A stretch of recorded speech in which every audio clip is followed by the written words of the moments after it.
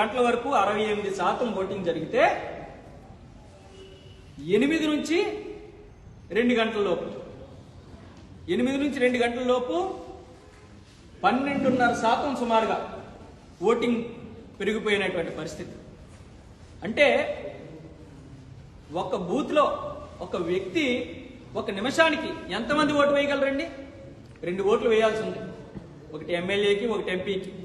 ఒక వ్యక్తి ఒక నిమిషానికి మహా వేయగలిగితే 1 ఓటు వేయగలరు.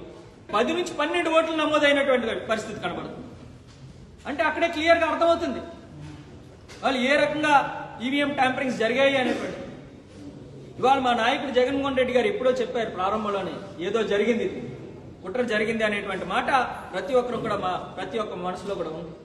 ఇవాళ ఒక పక్క వాళ్ళు జగన్మోహన్ రెడ్డి గారు చెప్పినటువంటి మాటలకే కాదు, ఇవాళ పరకాల ప్రభాకర్ గారు మాట్లాడిన దానికి కానీ ఇవాళ సాక్షాత్గా మనం చూస్తున్నాం ఇంత పర్సెంటేజ్ ఆఫ్ ఓటింగ్ ఎలా జరిగింది అనేటువంటి వీటన్నిటికీ కూడా సమాధానం చెప్పాల్సినటువంటి బాధ్యత ఇవాళ ఎలక్షన్ కమిషన్ మీద కూడా ఉంది. ఇవాళ మనం చూసుకుంటే బడ్జెట్ తీసుకుందాం. బడ్జెట్లో ఏ రకమైనటువంటి పరిస్థితి ఇవాళ ఆంధ్ర రాష్ట్రానికి కనీసం ఏ రకమైన పరిస్థితుల్లో మనం ఉన్నాం.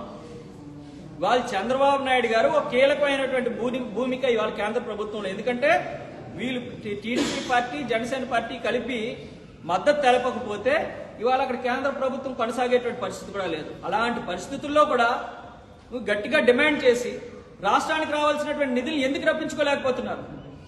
ఎందుకు మీరు మౌనంగా ఉండిపోతున్నారు? అంటే ఎక్కడైనా గట్టిగా అడిగితే మీరు చేసినటువంటి ట్యాంపరింగ్లు కానీ ఇవన్నీ కూడా బయటపడితే మళ్ళీ మీకు ఇంకా తర్వాత పొలిటికల్ జర్నీ ఉండదు అనేటువంటి భావనతో మీరు మౌనంగా ఉండిపోతున్నారా?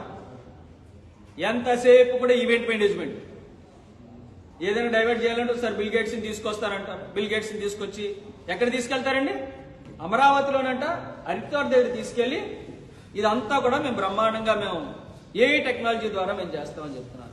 ఇంతకీ నువ్వే కదా అమరావతిలో వ్యవసాయం చేయకూడదు, 50,000 ఎకరాలు తీసుకొని పంటలను కాల్చేసి అరటి తోటలు తగలబెట్టేసి ఇప్పుడు అది చాలదు ఇంకొక 50,000 ఎకరాలు కావాలి, రాజధాని కడతాం, ఎక్కడ ఎవరు వ్యవసాయం చేయడానికి లేదని చెప్తూ ఓ పక్క చెప్తారు. ఓ పక్క బిల్ గేట్స్ గారిని తీసుకొచ్చి ఈ రోజు ఇక్కడ మేము చక్కగా ఏ టెక్నాలజీ వాడుతున్నాం, మేము ఈ క్రాపులు పండిస్తున్నాం, ఆ క్రాపులు పండిస్తున్నాం అని ఏ రకంగా పరిస్థితి జరుగుతుందనేటువంటిది రాష్ట్రంలో ప్రజలందరూ కూడా ఆలోచన చేయాలి. ముఖ్యంగా శాంతి భద్రతలకి ఎక్కడా కూడా ఈ రాష్ట్రంలో ఎవరు పట్టించుకునేటువంటి పరిస్థితులు లేవు, పూర్తిగా దిగజారిపోతున్నాయి.